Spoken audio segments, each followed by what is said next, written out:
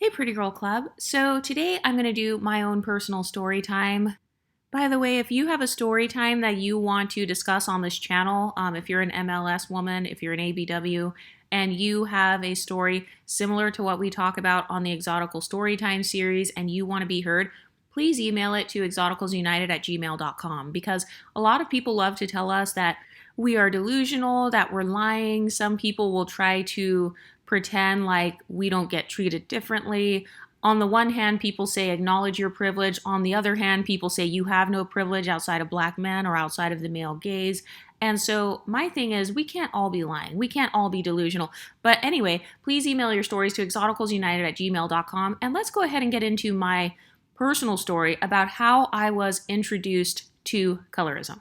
So for starters, my background is black, white, Latin American. So on the DNA test, it's black and white, but I have about 12% indigenous blood in my DNA. So if I were to describe my phenotype, my natural phenotype, so like no makeup or anything, no hair extensions, no hair color, it would be more like maybe somebody like Aaliyah or Cardi B or Christina Milian or anywhere from a tan to light brown skin tone. And my hair is naturally black and it's naturally more silky. So I'm not going to talk about my texturism experience in this one because I probably would have to make a whole separate video for that one. But when I was a kid, I was a little bit darker than I am now. I don't know why I was so much darker. I think it was a combination of not drinking water like ever. Because when I was a kid, I used to have eczema. Like I would have the eczema on my face and stuff like that. So I just never drank water. I played outside. That's probably what contributed to it. And I don't know. So when I was a kid, I would say my skin tone was going more towards caramel. So I wouldn't consider myself to be like this super high yellow or anything when I was a child. I am not white passing. Like I said, my phenotype is more quote unquote light skinned black or kind of like that black Latin American mixture. That's more of my phenotype. My Fenty shade, by the way, we did a vote on this channel on what we are going to call light skinned, and it was for editing purposes. We voted on Fenty shades 390 and above because we noticed that as soon as you hit around that 390 mark, that is when a lot of you guys have started experiencing being called names like light skinned, or you've dealt a lot more with people commenting on your features or commenting on your hair texture and stuff like that because they do not view you as being the same as unambiguous darker skinned black women. So that is what we voted on this channel for editing purposes. My channel is not, these are not hard and fast rules, okay? I'm only one person.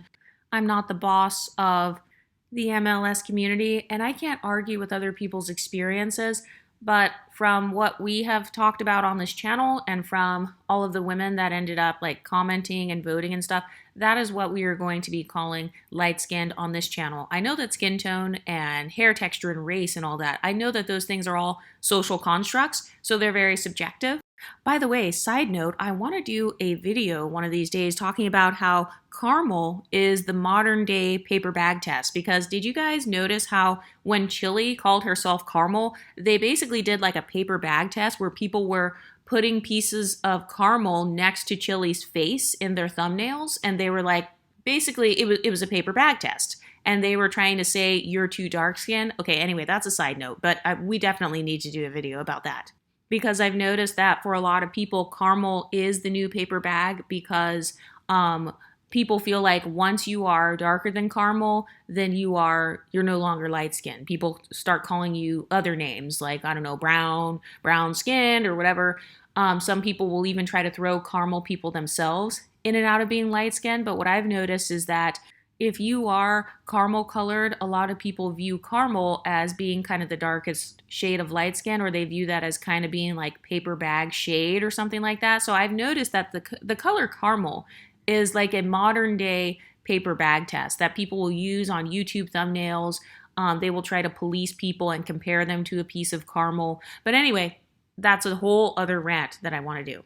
And hopefully some of the other pretty girls who have their own YouTube channels can talk about that as well. Or maybe they can talk about where they have fallen on the spectrum and how they were treated. But I was introduced to colorism when I was about 10 years old. That was the first time that I ever heard anyone use the word colorism or talk about light skin versus dark skin or whatever. And the very first person who introduced colorism to me was, unfortunately, an unambiguous dark skinned monoracial black woman. So what happened was we were in fourth grade art class, and for the art class, we had to clip up magazines, like cut pictures out of magazines and stuff, and then put them on this piece of paper to make a collage. Side note, I went to an African American elementary school. So it was a private elementary school where a lot of people who were like the children of maybe a little bit wealthier African Americans, they would go to this school. So that it was a black school. So even though it was private and we wore uniforms and stuff like that, it was still a black school. So we were cutting out images from like Jet magazine and Essence magazine. Yes, this was back when magazines were a thing and they like actually printed the magazines. So we were in the art class, and then the teacher, she started talking about all of the women in the magazines. And I remember we were asking her like, oh, why don't you be in a magazine? Like, you can be in a magazine. We were kind of complimenting the teacher and saying like, she looks like she could be on a magazine. She was very elegant, very like in shape. She had, kind of a model look, the teacher. And so she was like, oh, they would never let anybody my complexion be on one of those magazines. And then I remember we were just like, oh, and we all were kind of quiet because we were just kids, so we didn't really understand. And then she was like, they only let light-skinned people go on the cover of magazines like Essence and Jet magazine. They only let people like Exoticals United's color go on those magazines. They wouldn't let anybody darker than Exoticals United's color be on the cover of one of those magazines. And I remember all the kids turning and looking at me. I had never thought about skin tone or anything like that. And so I never put the two and two together until later on. But I will say that before that, I do remember having certain experiences where I do question if they were calling me out because of my phenotype. So for example, before that, when I was in first grade, my first grade teacher was an unambiguous monoracial dark-skinned black man. And I remember we were all sitting in the first grade classroom, and he was like, he called out me and two other girls in the classroom. He was like, Exoticals United, Kiki and Deshauna, those were the other two girls who were also quote unquote light skinned. He was like, you guys are going to be trouble when you get older. You guys are going to like be pretty when you grow up. And at that time, I didn't think anything of it, but I do remember noticing that the other girls, Kiki and Deshauna, they both looked like me. I do remember that. Kiki had a similar complexion to me. She also had the long black hair like myself. Deshauna had type 4 hair. She had the blonde afro, and she had the lighter skin tone as well. So I do remember that when I was younger. I remember that other girls in elementary school, in that black elementary school, who looked like me, I do remember people commenting on them or complimenting them or saying that they think they're all that. So I remember there was this one girl, and she was about a grade ahead of me, and I think her name was like Sharisa or something like that. So she was about a grade ahead of me. She had the same phenotype, and she also had the long black hair or whatever. And I remember people saying she thinks she's all that. And I remember one time when she wore her hair pressed out, like she wore it down and straight to elementary school, then people were like, oh, she thinks she's all that. She thinks she's cute. So they were saying very similar things to what we talk about here on YouTube. And I do remember the boys liking her or whatever as well. And she was a grade ahead of me. I was not allowed to wear my hair down when I was younger because I grew up, or at that time, I was going to my dad's Baptist church. So my dad's background is, he's obviously an unambiguous monoracial dark-skinned black man. His family is from the South. You know, they have roots in Louisiana. And so anyway, we went to a Baptist church at that time. It was like a Southern Baptist type of church. So yeah, I was not allowed to wear my hair down and curly or anything like that, or wear it down and straight, because that was considered too grown. So I was like banned, even though my hair was like really long when I was a kid, I was not allowed to wear it down. So my first experiences with colorism, or with kind of upholding colorism, they were actually upheld by an unambiguous black woman and an unambiguous black man. And to be honest, the black woman who was talking about colorism, the way that she brought it up and introduced it into my life as a child was she was downplaying herself. And she literally said anybody her complexion would not be allowed to be on any of those magazines or whatever. And then she compared her skin tone to mine. By the way, her skin tone was more like, I don't want to say Lupita Nyong'o. It was more like maybe a little bit brighter than Lupita Nyong'o. She looked more like Tika Sumpter. So she was very in shape. She was very pretty like that too. Long, natural hair, same type of vibe. So she was actually the first one that I remember who explicitly brought up skin tone, kind of called out my skin tone, compared my skin tone to hers. And then, I was singled out in front of the whole class. And I do remember looking around the class at that age, and there really wasn't anybody else that had my shade in that class. There were a couple of boys that were also lighter skinned, but I didn't see any girls just in that particular art class. So she was the first one to directly bring it up and actually compare me and call me out in front of the class. The black man who talked about us being pretty or whatever, he never said because of your skin tone or because of hair textures and because of having long hair. But I will say I did notice even at that age that myself and those two other girls, what we all had in common was a similar complexion and long hair. So those were my first experiences with colorism. It was actually in the black community. So my next experiences with, I guess I could call it covert colorism, it was in my family. So in my family, I actually have plenty of multi-generationally mixed people. So if you go to the cookout at my family's get-togethers and stuff like that, if you look at my extended family, they marry all kinds of people. So some of them have babies with unambiguous black men or women. Some of them have babies with, I don't know, white people, Asian people, whatever. So we look like the whole rainbow. So I remember I had some older cousins. So they were my cousins, but they were in their 50s. They're literally in their 60s now, because that's how big my family is, to where I have cousins that are older than my mom.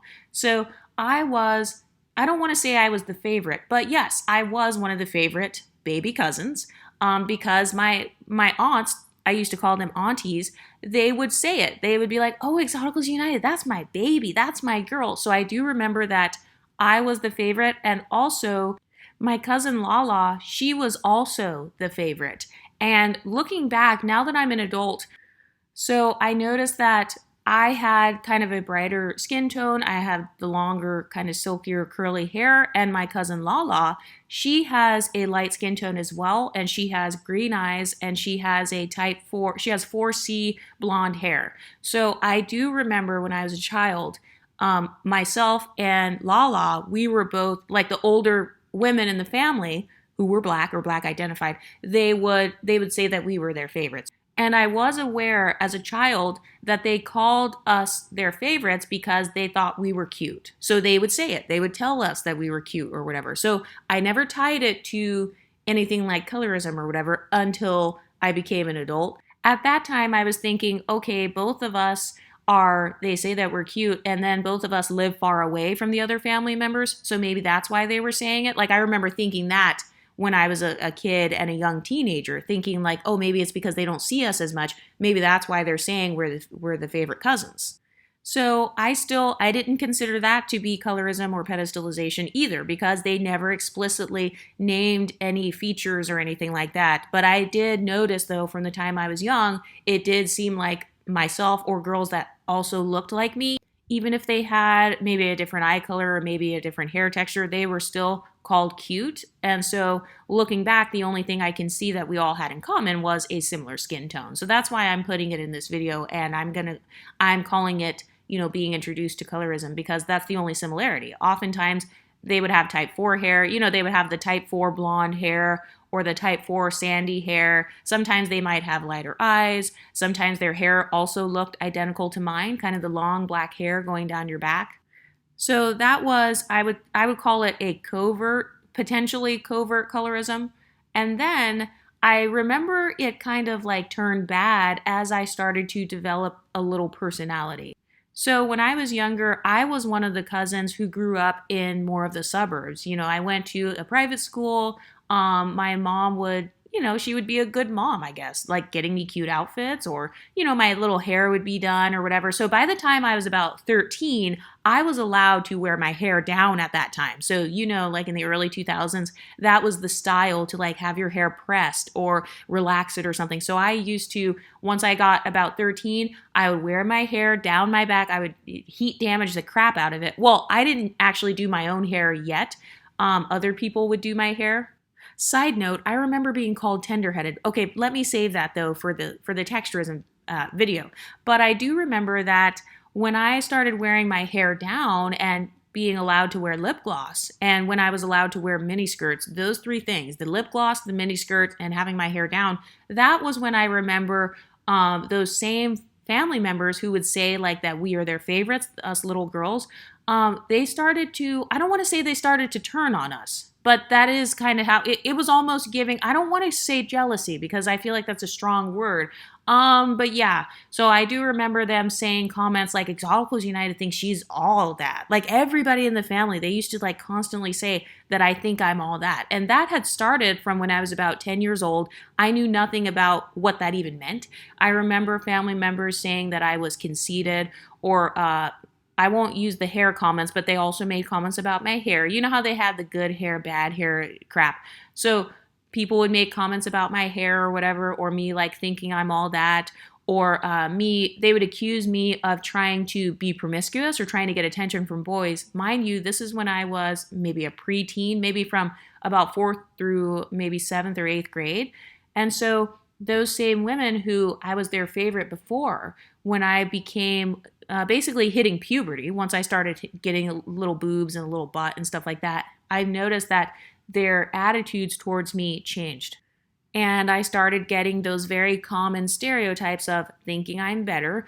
Lots of people loved to call me bougie. So it wasn't just, and I will say that I think part of what tied into that as well was probably my background and the way that I speak and the way that I carry myself. But it's not my fault that somebody else is ignorant and they equate speaking English with being white. So because, for example, I didn't cuss, I didn't use ebonics and stuff like that. I didn't really use a lot of African American vernacular English. And part of that was because when I was 10 years old, we transferred, like we moved cities, like we moved to the quote unquote suburb area and we ended up transferring to the white school. And so there was no one who was really speaking in African American vernacular English. So I will say that probably could have played a role as well. But I noticed that when it came to my dark-skinned cousins, like my dark-skinned unambiguous cousins, I never saw any of my older cousins call them bougie. I never saw any of the aunties call them bougie. The aunties didn't say that they thought they were better. The aunties didn't say the same comments about them as they said about me. So looking back, I do tie it to being like colorist or whatever, or maybe having internalized colorism or associating my phenotype with those qualities. Oh, and by the way, at the time when my aunties turned on me, they were kind of, I don't want to say they were experimenting with being Black Muslims, but there was kind of a divide in my family because a lot of us were Christian, and then I don't know if it was because of some sort of Black Power or Black Panther movement or whatever, because this was the early 2000s. So anyway, I remember those same aunties kind of like being pro, I guess, Muslim or Black Muslim, like the Farrakhan types of people or the people that follow that. So I'm not sure if they're pro-Blackness or kind of their hotepery.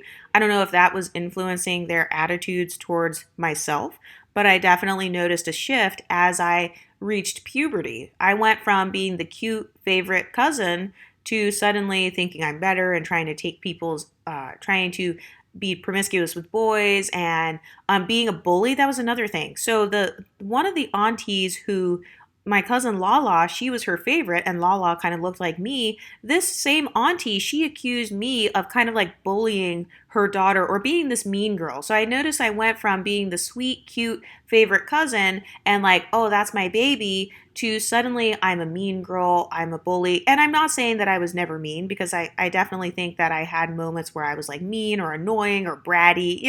I feel like a lot of children can be that way. So I'm not saying that I was like this perfect child.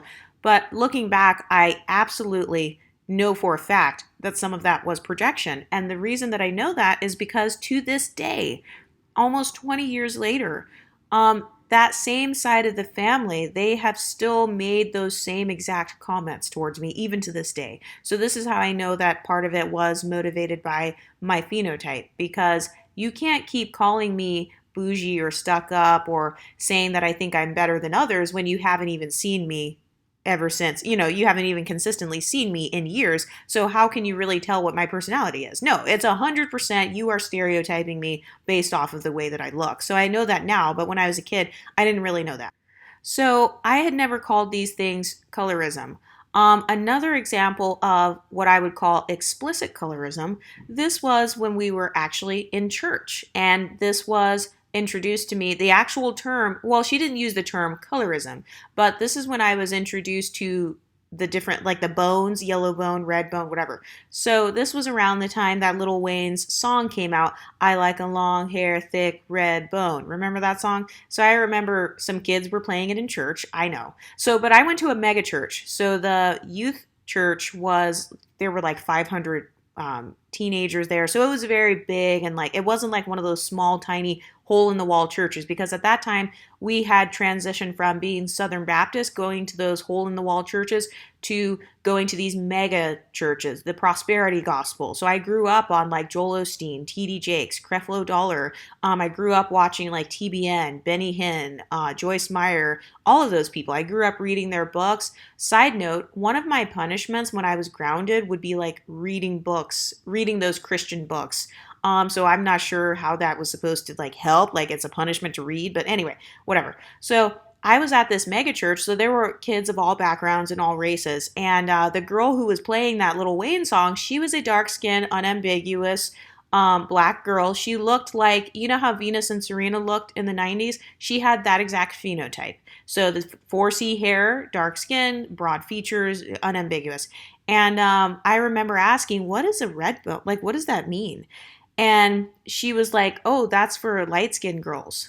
And I was like, what is, like, who's considered light skinned? Because up until that time, I had never really heard a lot of terms talking about skin tones unless people were talking about slavery. So I knew about slavery by that time. I knew that, like, during the slave days, people were, like, discriminated against and stuff like that. But I did not view it as people are currently, like, calling people that, or like judging people based on skin. So I was kind of confused. That's why I asked. And by the way, this girl, she was a little older than me. She was like one of the leaders in the church.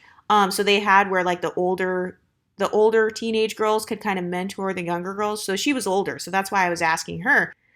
And I was like, yeah, what is a red bone? And she was like, oh yeah, that means a light skinned girl. And I was hanging out with my friend at the time who was younger than me, and she was also mixed race. So she had a white passing skin tone with light eyes, like maybe a honey colored eyes, and she had like dark blonde hair. So she was there as well. And then this unambiguous girl, she was like, she's a yellow bone, and she pointed to my friend, the white passing friend. She was like, she would be a yellow bone. You're a red bone. And then she pointed to me. And then I was like, oh, okay, and what are you?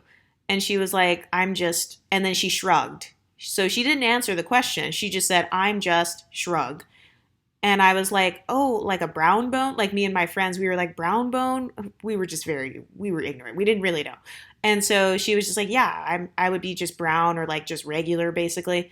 And I still didn't think anything of it, because I was like, okay, whatever, it's just a song. I wasn't allowed to even listen to Lil Wayne when I was growing up, so I never thought anything of it. I never thought that Lil Wayne was a colorist or any of those things, because I didn't really know about it yet, because I was so sheltered from a lot of that stuff. So fast forward to another time when I was in church at this youth group. By this time, I was about maybe 15. So I was in like maybe ninth grade or something, 16 years old, kind of older, like a teenager in high school. And I remember there was this one unambiguous monoracial dark-skinned black guy, and he didn't know who I was. I had never met him. I didn't know his name. He knew my name though. So I kind of became like, without trying to, I became well known like in my church. This is a mega church, so it's not like a small church, but I became well known. People knew, oh, that's so-and-so's daughter, or, they kind of knew my name because it's a church, so you like see everybody. So even if you don't know who someone else is, they might know who you are, and they may know stuff about you because they're gossiping and stuff.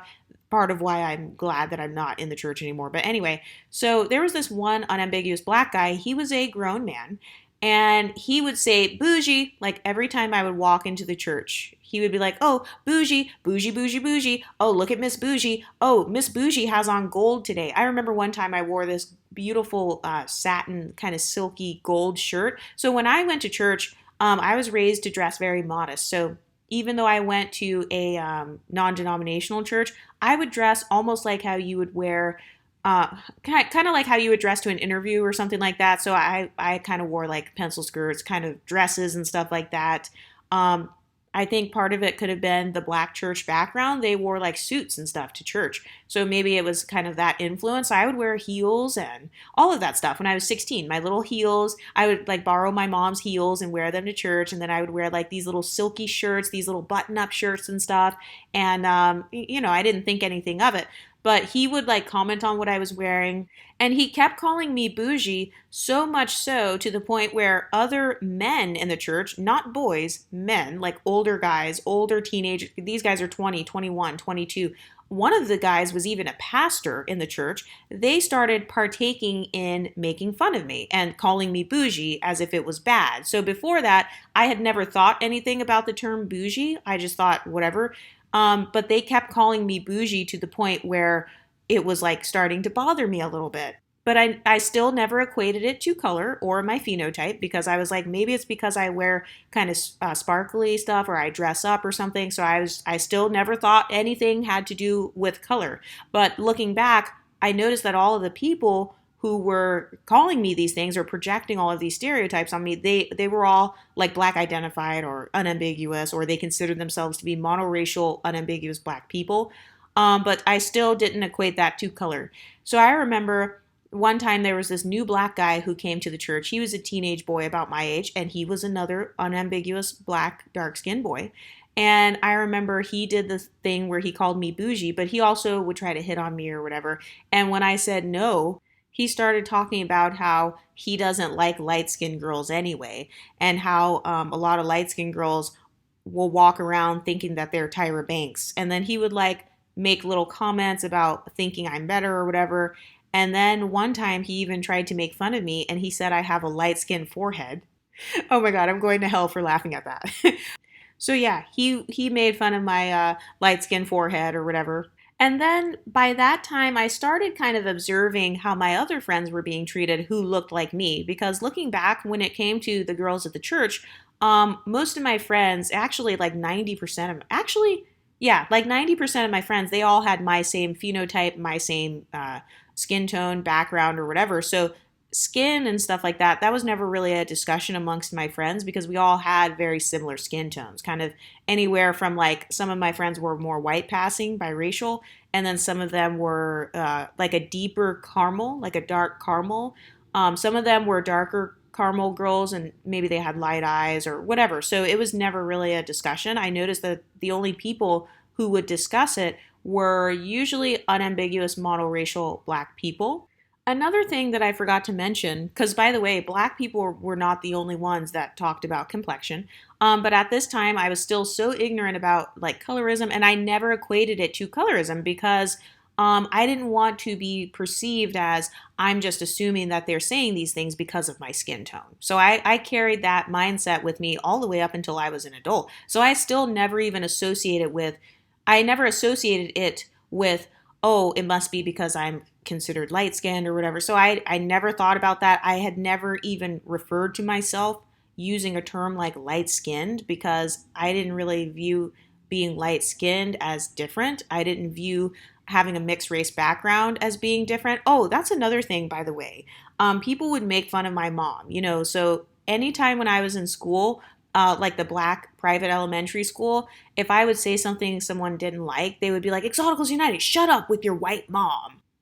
Side note, my mom is not white. I have like I said, my background is black, white, Latin American. So, but to them, my mom is, she was considered white passing. My mom's phenotype, I don't consider it white passing. Her phenotype is like Selena, the singer, or Vanessa Bryant.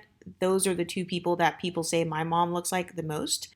But I do remember a lot of people making fun of me because of my mom, or like, they would make fun of my mom or even make comments and say that's not your mom, you must be adopted, or certain things like that, because my mom's phenotype is different than mine. My mom has, when I was growing up, well, she still has very long hair, but when I was growing up, my mom's hair was, I think I inherited my hair maybe from her, but her hair is like very long. It was always very long, like down to her butt. She has to constantly cut her hair, and it was always very, I don't want to say straight, I would say more of a wavy, I don't know, maybe type 2.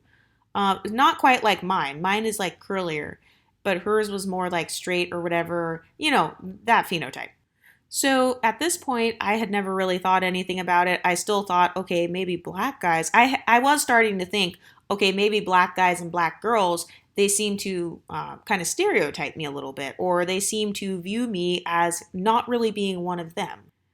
And I want to make a whole other video talking about the whole texturism stuff, because I was also experiencing a ton of texturism stuff as well, but I'm going to have to make a whole video about that.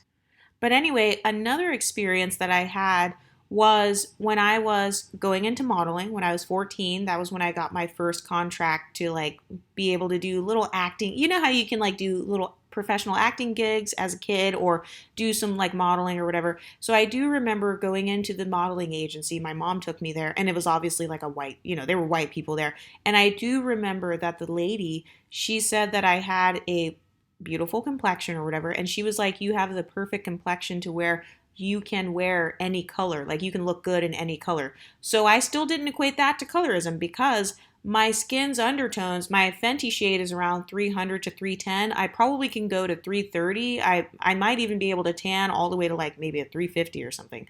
But anyway, my Fenty shade is like 300 to 310, and I have neutral undertones in my skin. So some people have warm undertones, some people have cool undertones. I have neutral undertones, which means that I have both. And so that's very rare. So I still, at that time, I did not equate me getting a modeling contract due to my skin tone. I didn't equate that to colorism still at that time, because I was thinking, oh, it's because I have like these neutral undertones, because I did notice that, yes, I could wear different makeup shades than like the other quote unquote black girls at the church, or like I could pull off these different colors, and I look good in like bright colors, but I never saw that as like special. I thought that anybody can do that, but I did know that my undertones were very unique, having neutral undertones while simultaneously being a woman of color. And so I did get signed because, she straight up, she mentioned my complexion and mentioned like my phenotype and hair and all that. So yeah, but I still didn't say that that was colorism at that time, because I was like, no, nobody has, unless somebody specifically named my skin tone, I didn't equate it to colorism. And also, unless someone had specifically said something negative about darker skin, kind of like my teacher in fourth grade when she was, I guess, colorist against herself, saying nobody would allow her to, ever be on a magazine because she's like too dark, basically. That was the only thing that I had registered as colorism or talking about colorism at that time. So, but then things started to get a little bit murky, because at that time I was going to a white school. So I had moved to my all white neighborhood. We moved there when I was around 10 years old, and I spent the remainder of my adolescence in that private white school. So fun fact, I've never gone to public school. I've only gone to these private schools. So anyway, I remember I was one of the only people of color in the school. And when we were in about ninth grade, we had to read To Kill a Mockingbird. So that was a book about like racist stuff, and it said the N-word and all that. So anyway, I remember raising my hand and talking about, I don't know, like kind of talking about how like that's racist or whatever. And the conversation was fine. Nobody in the class was like trying to be racist or anything, but we were just having a discussion about the book. And there was one Indian guy, he was like East Indian or whatever, and he was like, I guess, dark skinned. He was darker than me. He was like, well, he was significantly darker than me. He was a very chocolatey complexion. He was like a very, very dark, warm chocolate, I guess.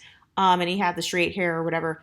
So the way that I saw it was that I could relate to him a lot. Like I didn't see the two of us as being different. I saw us as we're both people of color or whatever. I was more of a one dropper back then.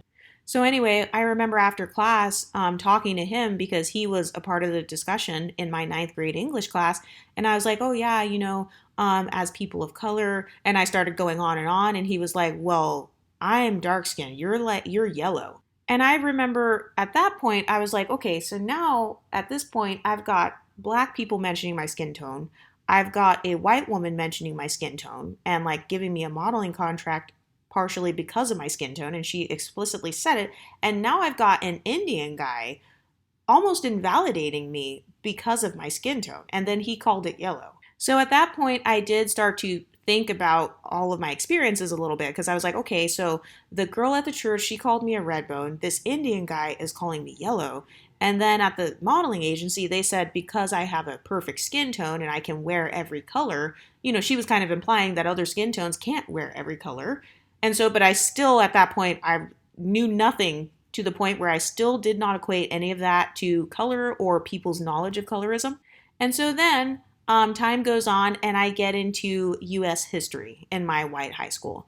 And the history teacher we were talking about African Americans. She was talking about how a lot of black people were like in the South, and then they had the Great Migration. And she was talking about how a lot of African Americans, it was very ignorant. It was an ignorant conversation. But anyway, she was talking about how a lot of African Americans can have some native ancestry. She was talking about how during the slave times or whatever, I guess they tried to enslave the native people and a lot of them died or whatever, or they just pushed them out of their land. But sometimes the native people would mix with the African people. Anyway, and she was also talking about colorism as well. And so I remember, by the way, I was the only person of color in the class, not just the only quote unquote black person, but the only person of color. And she calls me out in front of the whole class. And she's like, so, Exoticals United, um, during slave times, they had like colorism and stuff like that, and they would divide people up based on their skin tones. And so, Exoticals United, can you speak about being high yellow? And I remember, first of all, being floored because I had never have referred to my skin tone by an actual color. And also I don't consider myself to be, I guess, high yellow. Like what the fuck? What does that even mean? Or at least at that time I was thinking, wait a minute, is there a scale? Like there was no, I didn't have a skin tone scale. I think that's really what it was. When I was a kid from ages 0 to like 20 something, I never had a skin tone scale. So I never looked at myself and was like, where do I fall on this scale? Anyway, so she had called me high yellow. And then she was talking about the native, talking about how some African Americans have native mixture. And then she asked me if I had any native mixture. And so at that time I was like, no, because I didn't know of any. And so that was another thing where I was like, okay, this is weird. And then I remember another time, I forgot to mention this one. This was a couple of grades before that. So I was in junior high, and a white guy, my white teacher, he was old. He was like 65 or something.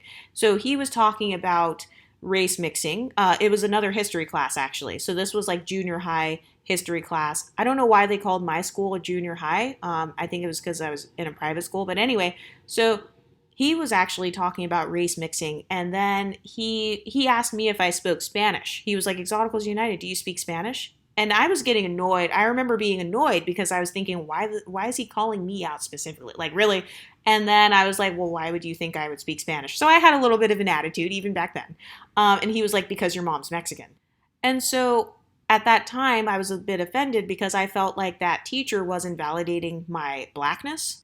So by the time I had got up to high school, I had collected this series of experiences. So one person's calling me red bone, another person's, some people are calling me yellow or yellow bone or high yellow. Some people are calling me out saying I have a perfect skin tone.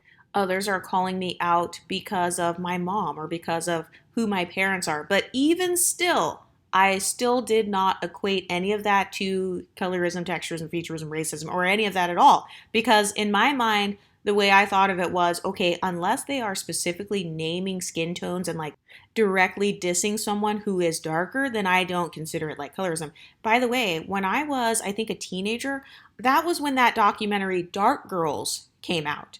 And so I remember, this is going to be very fucked up, but I remember the women talking about being called darky and stuff like that. And I remember my father, who is an unambiguous black man, when the lady on the show said that she was called darky, I do remember my dad laughing.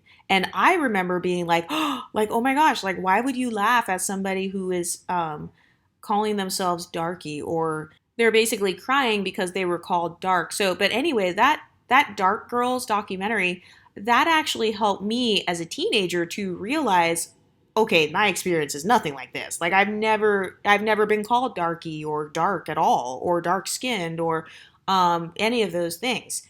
Or had guys, I guess, call my hair nappy or whatever, or make fun of my lips. Like I had never had any of those things happen. So that Dark Girls documentary, it did start to get me thinking or whatever about my background and all that. And I actually became extremely pro black at that time because I realized, like, wow, black people are going through so much or whatever. So that was when I decided that I wanted to go to an HBCU. So I looked them up on Google and I looked up like all of these different videos and stuff and I saw all of these people like dancing and having fun and I looked up the history of a lot of the people who came from HBCUs like Martin Luther King Jr. and all of these incredible people who went on to do amazing things and I was like, wow, I I remember I was obsessed. I was so obsessed, and it was my dream to go to an HBCU. By the way, I don't regret my HBCU experience because it gives me so much smoke to talk about on this YouTube channel. It gives me a greater depth of experience because I've experienced the black community as a child. I experienced, the white community, and I have a multiracial background. And then I got to re experience the black community as a young adult or like kind of coming into my adulthood. So, anyway, all of those, I guess you could call them covert colorism experiences.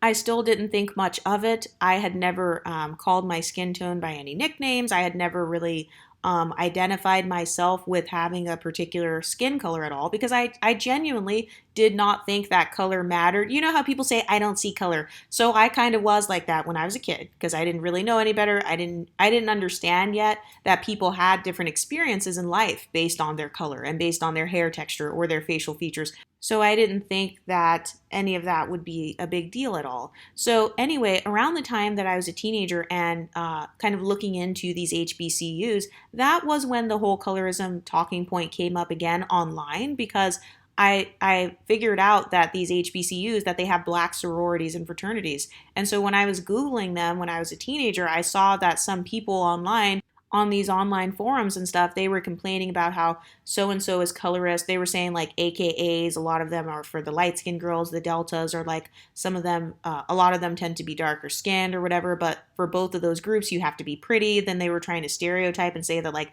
the Zetas are like the fat, ugly women. And then they were saying that the Sigma Gamma Rhos are like SG hoes, is what they would call them. But I still did not internalize any of that at the time because, like I said, I didn't grow up around enough black people to where it was really a discussion because all of the quote unquote black people that I hung out with, looking back now that I'm an adult, they were actually mixed. So whether they were biracial, some of them were black and white, some of them were multi-generationally mixed. So we all kind of had a similar skin tone and, some of them had the lighter eyes. Basically, they were not experiencing these things that they were talking about in Dark Girls. Although I will say I do remember I had a couple of unambiguous dark skinned friends. But looking back, it's interesting because my two unambiguous black friends that I had, they both had long, relaxed hair. They both had long, straight, relaxed hair. And both of them were also very much like, oh, I'm pretty, I'm cute. And so they hung out with us. I liked them, like they were my friends or whatever. But looking back, I wonder if because they viewed themselves as pretty or whatever, or because they viewed themselves as pretty privilege, or because they had pretty privilege, I'm wondering if our friendship was also based on our common experiences of pretty privilege. Because when I hung out with those girls who were unambiguous, I don't remember them ever complaining about these guys don't like me. In fact, I remember one of the girls, not only did she become a model when she was older, but I do remember her talking about some boy in high school or at the church or whatever, in the high school youth church. And she was like, oh yeah, he would love me. He's going to love my chocolate self. And then I remember us like giggling, like in agreement, kind of like, yeah, he would, like you're pretty or whatever. So even my unambiguous friends that I had at that time, they still never discussed color or like they never said, these guys are going to like you guys more because you guys are all lighter skinned. Like those two girls, they were both the darkest ones in the group and they were very dark skinned, like Lupita or somebody like that. They were African American though. And so I'm not sure if it's because they both had the longer hair that was like relaxed or whatever. I don't know if it's because they just had the pretty privilege, they had like nice bodies or whatever. Not sure, but looking back, that's interesting. Anyway, so I hadn't really thought about this whole color thing until I went to an HBCU, and dear God, did all hell break loose. I mean, I had experienced all of those things that I talked about before. I didn't talk about the texturism part because that also played a role in how I viewed myself as well. But when I went to an HBCU, it literally was to the point where people did not even say my name. They just referred to me as the tall, light skinned girl. Some of the guys would even try to, you know how people try to roast you and stuff? So people started nicknaming me Hillary. They started calling me Hillary. And so that was kind of like one of my nicknames on campus. And this was because of phenotype and also because of the way that I dressed and the way that I spoke. And, people, they would also make other comments about talking like a white girl and stuff like that. But this video is about color. So they would start referring to me all the time as being light skinned or being hella light skinned. Or one girl, oh my God, I remember within my first week, literally within my first week of college, it was freshman week, this one girl, she accused me of like sleeping with her boyfriend or whatever. And no, I'm not like trying to be delusional or make this up. So the way that I worked at my HBCU was, I would say about 85% of the people were of a darker complexion. You can call it brown to dark, whatever. 85% of the students were probably of a darker complexion. So if you were light, people would you would stand out, number one, but then also people would mix us up with each other. So me and my friend, like they would always mix me up with one of my friends or whatever. And she did look like me, like we had a similar complexion. She just had type 4, she had 4C hair, and sometimes she would wear a weave, and her weave was brown. So her hair was a whole different color than mine. And I'm like, she literally has a whole different hair texture and an entirely different hair color, yet you're still mixing us up because we're both tall and light skinned. But no, there was this girl who she accused me of like sleeping with her man or whatever. And I was like, no, you must have me mixed up with someone else because that had been happening at that point. And this girl, she literally called me a high yellow heifer. I had never heard that term except for in high school when we were talking about history and like slave times. So I remember being shocked because, first of all, like I said, I never called my skin tone a nickname or viewed my actual skin complexion as a part of how I would identify myself or a part of how others identified me because I was more of a one dropper. I was more of a I don't see color type of person up until that point. And so I still, even at that point, I thought that was fucked up, but I still didn't even get mad. I continued talking to that girl after that and trying to prove myself, almost going into this people pleaser mode so that I could try to prove that like, no, I'm not a heifer. No, I'm not trying to take people's man or whatever. But I do remember that I would say the girls and the guys, they definitely they would just call me light skinned as a nickname, like all the time. And I also remember, I'll never forget this. I remember one time trying to call myself Caramel, like I referred to myself as Caramel. And I'm not kidding. I had my 3 quote unquote friends, I'm putting friends in quotes, but 3 of my friends, they literally all immediately started talking shit and like yelling at me and cursing, saying, bitch, you ain't Caramel, what the fuck you talking about? Like that sort of thing. They all started saying that I was not Caramel because they were trying to say I was like too light to be Caramel or whatever, which is technically true. I mean, my foundation shade, I can tan to like a caramel if I really go in the sun or whatever. That I would say that that's more of a contour. That's my contour shade. But anyway, I never saw it as a big deal because I felt like caramel is, it's kind of close enough. I know that technically I am not the exact shade of the caramel candy, but I felt like if it's a rough estimate, like why can't I call myself that? And that was also because at that time I was so new to the whole classifying people by skin tones thing to the point where I didn't really know of any other skin tone names other than chocolate and caramel. And so that was what I was trying to like call myself in a positive way. But when those girls became so vicious, they went from being my friends to viciously arguing against me and gatekeeping the color caramel.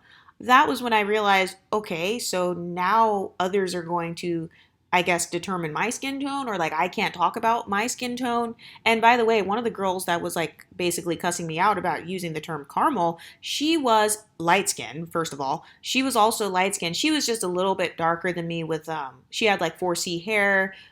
She was, I would call it quote unquote light skinned black. So she was overwhelmingly majority African. I'm talking 80 to 90% or whatever. Her whole family was dark skinned, unambiguous, but she just happened to be of a lighter tone. So she had a lighter skin tone, and then everything else was like very African looking. If I could describe her, I would say she looked like the closest tone I can think of is more like a Sierra. But she was definitely called light skin. Oh, I have an interesting story about that. So actually, I think I talked about it in another video, my colorism experience when it came to modeling around that time. Because that was when I went back into modeling again. I had taken a break from it when I was a teenager so I could focus on school and all that. But anyway, it's funny because Miss Carmel, the one who was arguing me up and down about how I can't call myself Carmel, at that point I felt extremely gaslit, having three women just become vicious because I called myself Carmel. So I remember that out of those three women, so there were four of us in a little friend group. Three of us were light skinned, and then one of them was a darker skinned Yoruba girl. So she was like Nigerian, from the Yoruba tribe or whatever. So the three of us were all light skinned. We all got, like, the guys and the girls at that HBCU, trust me, they named out every single person that was light skinned. So, oh, another thing that I realized once I went to an HBCU, by the way, I was in a totally different city, different part of the country. And so I do think that like geography also can play a role, because at the HBCU, there were people there from all over the world. So there were lots of people there from like the Caribbean or from different parts of Africa, or, you know, different parts of the United States. Some of the people were from the South, some were from the West Coast or whatever. So out of my three friends, two of them were absolutely light skinned because everybody would call them light skinned. I had never heard them being called anybody else or anything else. And nobody said, oh, that caramel girl over there. Nobody says that. So that's why I never viewed it as a big deal to call your skin tone by a specific nickname. But anyway, so those two girls were absolutely light skinned. So I remember going back and forth being like, well, if I'm not caramel, like you guys are both not caramel either, because you guys are not really much darker than me. You're maybe three shades darker at best. Like you're really right there in the same range. And then I remember Miss Carmel, the first one who like really argued. She was the darkest of the three of us light skins. And she was like, no, like, I'm caramel, like you're not caramel. And I remember putting my hand next to hers. Like it literally became a whole thing. So we put our hands next to each other. And I was like, your hand is basically like the same shade as mine. And she was like, okay, well, no, my hands are pale. Like, look at my face. Like, my face is darker than yours. Like, you wear yellow powder. I don't wear yellow powder. You know, the banana powder. She was like, you wear the yellow powder and the orange one is like too dark for you. You can't wear the same powders as me. So that's how I know that like I am more of a caramel and you're not caramel. And then I remember saying, okay, well, then what am I? And then all three of them were like, I don't know, but you're not caramel. You ain't caramel, bitch. You ain't caramel. And so at that point, that was when I also realized that the shade caramel was not only a light skin shade as well. I mean, I already knew that caramel was also light skin, but I also knew that caramel was a coveted skin tone identity at that point, because another thing happened. So I went to a club with the same girls, and I remember it was, the guy was a DJ. He was like, I guess, a black DJ or Puerto Rican, but has some African, you know, in his background. So he shouted out on the mic. He was like, shout out to the dark skins. And then the dark skin girls were like, woo. And then, you know, he was shouting out all of these different skin tones. He was like, shout out to dark skins, shout out to chocolate girls, shout out to red bones, shout out to yellow bones, blah, blah, blah. So he was saying all of these different skin tone names over the mic. And then I remember when he shouted out caramel, he was like, where are my caramels at? Then like a lot of the girls were like yelling like, oh, caramel, like really like hyping it up, like hyping up being the caramel tone in particular. And by the way, like I said, you know how we ended up voting on this channel about what we are going to consider light skin? You know how we voted for, you guys voted for Fenty Shades 390 and above? I think it's so funny that you guys voted that, because that scale is actually very accurate to where I went to an HBCU, because there were women who were significantly darker than me, like going more towards, almost going more towards like Meg the Stallion, or going more towards that phenotype. But even they got called light skinned all the time. And so I really do believe that sometimes people, maybe they conflate being mixed race with being lighter skinned, because when I went to an HBCU, there were plenty of girls that looked like Chili. I mean, I won't say plenty, but there were like dozens of girls that looked like how Chili looked, and they always got referred to as light skinned. You guys also saw one of my earlier videos where I talked about modeling and how they divided us up based on light skin and dark skin for the model casting or whatever. And the light skin side, it actually was about Fenty Shades 390 and above. And I noticed that a lot of the 390 girls, they did have a phenotype more close to like a Chili or something like that, with kind of the straighter hair. Their hair was like looser than mine. I remember that. Their hair was looser than mine. Their features were maybe a little bit more pointed. So what a lot of people don't talk about is how your features play into the way that your skin tone is perceived. But anyway, I remember caramel was a very coveted light skin tone, because I felt like people were using caramel as the darkest shade of light skin. So this is why I'm probably going to make a video about how, in my opinion, caramel is the new paper bag test, because obviously people aren't walking around with like paper bags or anything. People aren't posting paper bags before they walk into a building. And also, paper bags today in the manufacturing companies, the paper bags of today don't necessarily look the same as the paper bags back then. So you technically don't even know what the actual like cutoffs were. And also, why is it so important to begin with? But I remember another thing happened, and it was, I guess you could call it colorism.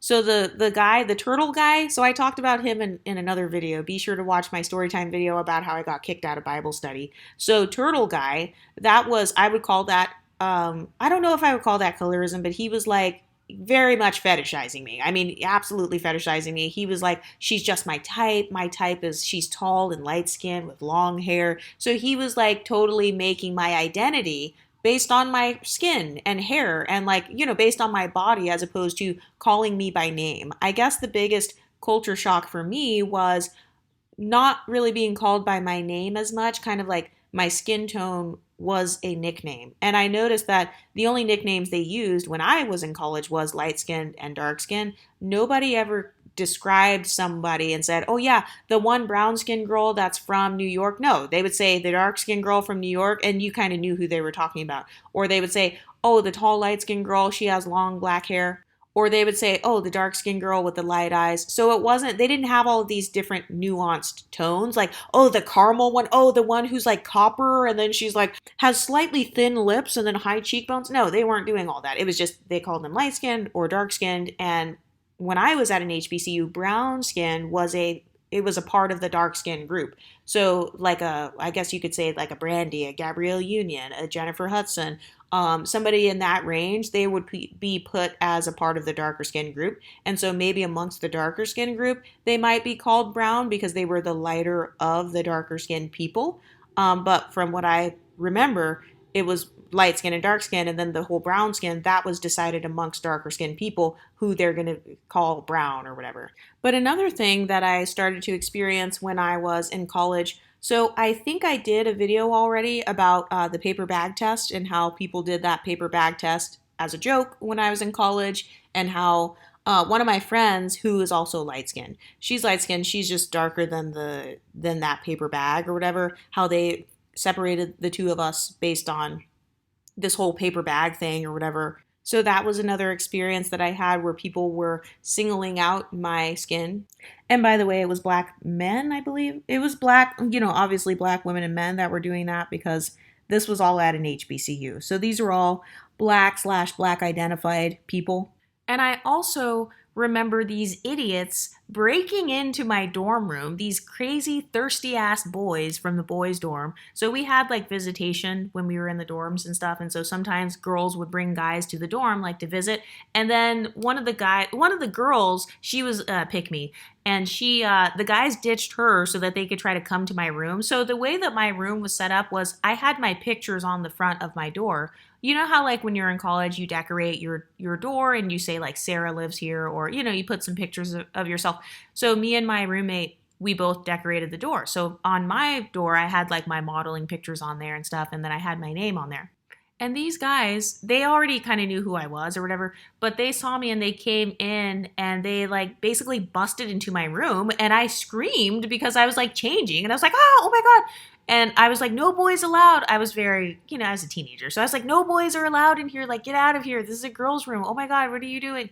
And I do remember they were trying to like hit on me or whatever. These idiots, these ghetto ass. Okay, sorry, I'm not gonna go in. But these guys, by the way, they were all MLS guys. The three of them, they were all mixed. Like one of them was a biracial guy. He was like very light with like the green eyes or whatever. And then another one was, I would call him. He looked like Ti. So I don't know if you want to call that kind of lighter skin. I don't remember if he was monoracial. So I'll just say light skin black or monoracial or whatever. And then the other one, he was multiracial. So these fools, I found out later on that they were trying to make a bet on like who I would give my number to and shit. Anyway, it was very stupid, but I will never forget the TI guy. He talked specifically about how I was his exact type or whatever. He was talking about me being light skinned and how my skin tone is like the perfect tone, and how I was like his exact type or what he wanted. And I got offended because I was like, what do you mean? Like, so you're telling me that if somebody is dark skinned and they're like perfect for you, you're not going to be with them because they have a dark skin tone and like basically they're like too black? And I remember he was like, if she ain't yellow, I ain't falling in love. So that is an explicit, like I would say that is like absolutely undeniably having a skin tone bias, or like promoting a colorist type of view, or dividing people up by color. So I remember thinking, okay, like what the heck, that's random, and wow, get out of my room. I remember another time that colorism was talked about. He was an unambiguous, he was African. I don't know what kind of African, but I remember his name was like Femi. No offense. I mean, I'm not trying to say that like it's a stereotype name, but I just remember his name was like Femi or Fumi or something with an F and then an I at the end. Anyway, so I remember this is when I was in college. I was working at a coffee shop, and he talked about how he likes light skinned girls. So like, in college, I always was having this thing where guys were saying they like light skinned girls. And it wasn't just dark skinned black men. Sometimes it was mixed race guys, like a lot of Creole guys would try to like talk to me or whatever, or they would ask me if I'm Creole. And then they would ask me like, do you speak French or whatever? I actually have a story about that. I'll probably have to share it on Patreon though, because I'm not about to like share everything on here. But so I remember one guy, he tried to hit on me, Fumi or Femi. He tried to like hit on me or whatever, and then I rejected him. And then he called me boring after that. And then he went to like try to hit on other girls who had like the exact same, literally like we looked like we could be sisters. He would try to hit on other girls that had the same phenotype as me. Another thing I noticed with an unambiguous black man, another unambiguous black guy that worked at the coffee shop with me when I was in college, he would try to compare me to other light-skinned people, like to other light-skinned girls. So I remember one time he was trying to humble me. So I worked at the coffee shop, so we had to wear like a little hat. So I wore my hair in a curly low bun. I didn't look cute, okay? I'm just being honest. I did not look cute. My hair was in like this ratty ass low bun. I was wearing a hat and I was wearing an apron. So obviously I didn't look cute. And then I remember one time this girl who had my exact same phenotypes, same skin tone and everything, same facial features, like everything was pretty much the same. She came into the coffee shop, and then this guy, he was like, oh, Exoticals United, she's shitting on you right now. So he was trying to like basically humble me or whatever. And I remember thinking, well, we look exactly the same. The only difference is that I am wearing these ugly, I have this ugly ass apron on, an ugly outfit on. But I have noticed a pattern where a lot of unambiguous people, they will try to use another light-skinned person to humble you. They will never, notice how they don't use an unambiguous person to humble you. They will try to use somebody who is of a similar phenotype to yourself to humble you. That is an overarching theme that I have seen, not just in my life, but also on YouTube. people will come on here and they'll be like, oh, well, you guys all must be ugly. And, that's why you feel the need to make these types of YouTube channels. It's because you guys don't look like how Beyonce looks. You guys don't look like Halle Berry or Aaliyah or anybody else. And so I've noticed that a lot of people, they actually play themselves when they try to compare you to another person who literally looks like you. And it's like, oh, well, so-and-so has a smaller nose than you. And it's like, you are literally comparing my natural nose to somebody's rhinoplasty nose. Like, is that a flex or like, what are you doing? But anyway, I remember another time, basically they were constantly commenting on my skin. I just got to be honest. They were constantly commenting on my skin tone. So yes, they would say things like, oh, your skin's beautiful, but I never equated that to because of the lightness of it. I never thought about it like that until other people brought it up and started saying how they didn't feel like they were as pretty or whatever. And I did notice a pattern. No, I'm not being delusional, but I did notice a pattern where a lot of the girls that did beef with me randomly, they did have opposite phenotypes from me for the most part. So not all of them did, but a lot of them did. And I do think that a lot of unambiguous women have resentment against MLS women because of the attention they get, or like I even remember when I told the Colorism story time about how the 390 girls at the modeling thing, the 390 girls who had kind of ambiguous hair textures or facial features, they easily went to the quote unquote light skin side, while the 390 girls, or maybe somewhere around that shade, and they had maybe 4C hair and broad features, they got put on the quote unquote dark skin side. So that was interesting as well. I think that can cause certain people to feel resentment if they don't feel pedestalized. But anyway, another thing that happened with colorism or with skin is I remember I had just started at that coffee shop, and the guy who worked there, he was a fellow MLS guy, and then there were other like unambiguous guys there. They were like, oh, are you from around here? Like, you definitely don't seem like you're from this city. Like, where are you from? And then I told them where I was from in the United States, by the way. I'm from the US. And this guy was like, oh yeah, I can tell you're not from around here because, you've got that skin tone of somebody that would not be from here. And I remember thinking, what the fuck does that mean? Like, we have damn near the same skin tone, number one. And number two, like, why does my skin make it like I'm not from here? So I would say that was another experience where, once again, somebody outside of myself, they were making my skin tone my personality. You know how people say, you make your skin tone your personality, you make being mixed your personality. No, others project personalities onto us. Others, for the most part, project skin tones and their stereotypes of those skin tones onto us. I didn't even know who Hillary was, by the way. I did not grow up watching Fresh Prince. I had no idea who the fuck Hillary was. So I was like, why are people calling me fucking Hillary? Who's Hillary? And then when they pulled up the picture, I was like, what the fuck? Like, really? So it's not like a lot of mixed race or light-skinned people are over here making these things their personality. It's other people who are either pedestalizing it or they are calling it out. And I haven't even begun to get into texturism, because something that people refuse to talk about is how texturism and featureism are just as prevalent, if not more prevalent, than colorism. I think that colorism is just more of a popular conversation, and I feel like it's just easier to compare when it comes to pulling up pictures for YouTube videos and stuff. But I've definitely got some smoke when it comes to featureism and colorism, and I can make a whole hour-long video about my experiences with each of those things. I probably will. But another thing I remember is that one of my friends, she was a model. She was unambiguous, dark skin, 4C hair. Her phenotype, I would say, yeah, she was kind of like a Tika Sumter or something like that. So we were like really good friends. I met her through doing like runway shows and stuff. We did them together.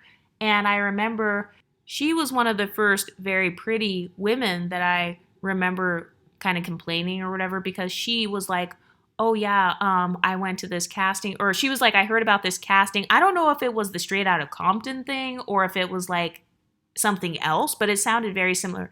You know how they had that casting where they were like, the light-skinned girls are the main ones, and then like the B girls are like, you have weaves or something, and then like the lowest level women are like the overweight dark-skinned women. I don't know if you guys remember that fiasco. I can't remember if it was that exact one around when I was in college or if it was something else, but I do remember that friend complaining about how she said that all of the light-skinned girls were more like desired for modeling, or they were more desirable for getting these opportunities to be in like commercials or music videos and stuff like that. So that was something else that happened. Another thing that happened was people consistently invalidating my experiences and stuff like that. So, for example, a lot of HBCUs, they have their own like fashion shows or their own little photo shoots and stuff like that. So I remember when we did this photo shoot for like the campus bookstore, you know how they have like the merch on the colleges where it's like your sweatshirt says FAMU or whatever. So they picked models at the college to like be photographed in the sweatsuits and stuff. So I was one of the people in the pictures, and I remember people all over campus complaining. They were like, "Oh no, they only pick tall, light-skinned girls to like do any sort of modeling." And by the way, that was completely false. But people would say they only pick tall, light-skinned girls, or they picked all light-skinned girls. You have to be tall, skinny, and light-skinned if you want to do the modeling or if you want to be seen on this campus. So I remember that was one of the complaints. Like I said, I actually don't think that was true because there were a lot of darker skinned girls. Another thing I will say is that anytime I remember doing some sort of opportunity like that, there were actually more light skinned girls auditioning than darker skinned unambiguous girls. So I think that that also played a role. I don't think that the casting people who were literally dark skinned black women, I don't think that those women were like, oh, let me try to like pick more light skins than dark skins. No, they were just picking based on whoever was available. Another thing I noticed about skin was when I was at an HBCU, damn near every girl on campus, most of whom were unambiguous dark-skinned monoracials, were obsessed with the fucking light-skinned guys. So for all those people who say, oh, light-skinned guys are out of style or like it's all about the dark-skinned black men, not when I was in college. And by the way, I went to college, it was like, I guess you could say 2010s. So yeah, they were obsessed with the MLS guys, with the mixed race guys. I remember there was one guy, he was mixed race. He was like he would be like 390, Fenty 390 skin tone. He was like that skin tone, and he had like loose curly hair. And not only was he called light skin without a second thought, I mean, because I remember being like, who are they talking about? Light skinned guy with curly hair. And I remember when they said his name, I was like, him? Because he was so much darker than me to where I personally had never thought of him as like lighter skin. He was around Meg the Stallion's complexion. That's why. So, but because of his features and hair texture, around the whole campus, thousands of girls, they were calling him light skin. So all of this stuff that you hear on YouTube now where everybody's trying to move the goalpost for what's light skin and what's not, my first question is, why are you so obsessed with what the light skin goalpost is, especially if you yourself are dark skin unambiguous? That's number one. But then number two, it's like the standard for light skin for a guy is usually much darker. Like nobody cares about calling a guy light skinned. But when you're calling a girl light skinned, they don't want to call you that because light skinned is a compliment, and then not being light skinned is supposed to be you're regular or there's nothing special about you. If you look at my video where it's like Exoticals being gaslit for 30 minutes straight, you'll see where one of the black women empowerment content creators, the Mademoiselle, she calls out an unambiguous black woman who has light eyes. So I would call her an ABW, ambiguous black woman. So she literally says that outside of her ambiguous feature, which is her eyes, there is nothing special about her. So I've noticed that that is somewhat of a theme sometimes in the black community, or at least in my experiences with the black community. But the whole people obsessing over skin tone thing, it didn't stop at the HBCU. I have so many other examples, but it's like I don't feel like thinking of all of them right now. I'll probably make more videos the more I remember. But that experience, it was not exclusive to an HBCU. So I've lived all over the country at this point. I do like to move cities sometimes. So I've lived on the West Coast, the East Coast, the South. And in the South, I noticed that people, unambiguous black women in particular, would randomly bring up my skin tone, or they would do the same thing. So describing my identity based on my skin tone, which is, you know, you're kind of emphasizing skin tone. If the way you describe a person is based on their skin tone, then yeah, you are emphasizing skin tone. So don't get mad when other people refer to that person as light-skinned or the curly hair girl or whatever. Don't get mad when other people refer to her as that when you are the ones describing her as that. But I did notice, like in the South, people did the same thing. Also, same thing on the East Coast as well. Well, actually, same thing everywhere, to be honest, where it's this experience of being thrown in and out of blackness. I've noticed the only place where people try to throw my skin tone in and out of light skin is on the internet, and that's because there's a lot of gaslighting on the internet. So if Fenty Shade 300 is not light skinned. By the way, Rihanna is anywhere from, I think, 300 all the way to 370. So if Rihanna is not light skinned, like, come on, that's just the internet that's trying to say stuff like that, because they decide and pick and choose who's light skinned based on, number one, their self esteem level, number two, how much they like or dislike the person, and number three, based on what their argument is. They will constantly try to move the goalpost for what's light skinned and what's not. So people will try to say Chloe and Halle are not light skinned. If you look at Chloe Bailey's video on Vogue where she's putting on makeup, she is Fenty 300. So if you're saying Fenty shade 300, which is lighter than Rihanna's shade, if Rihanna is not light skinned, so it's like, what is it? This is gaslighting, because you're trying to say that Rihanna would be an unambiguous brown skinned black woman, and we all know that that's completely false. So they try to take people in and out of the light skin category, and then they get mad when women like Rihanna replace them, because it's like, well, if you just called her a brown skin unambiguous black woman, then why are you mad when she's replacing you in black roles? She's replacing you in black movies or in black media. Like, you can't get mad at that. But anyway, those are just some of the random experiences that I can think of about skin tone. I did not grow up referring to my skin tone as anything important or anything where it's like a part of my identity or whatever. It was other people who kind of like made it a big deal to where I was like, oh, okay, is this a big deal or something? Like, am I on a pedestal or something? Because others keep bringing it up. And it was mainly black or black identified men and women. So it wasn't even myself who was bringing it up. Anyway, I'll probably make a texturism and then a featurism video and talk about my experience with those things as well. But what do you ladies think? Can you relate to any of these experiences? Are you one of those light skins who you never cared about skin tone and other people were the ones constantly bringing up your skin tone or calling you light skin or stereotyping you based on your light skin? What do you ladies think? Let me know in the comment section and I'll talk to you next time. Stay pretty, ladies.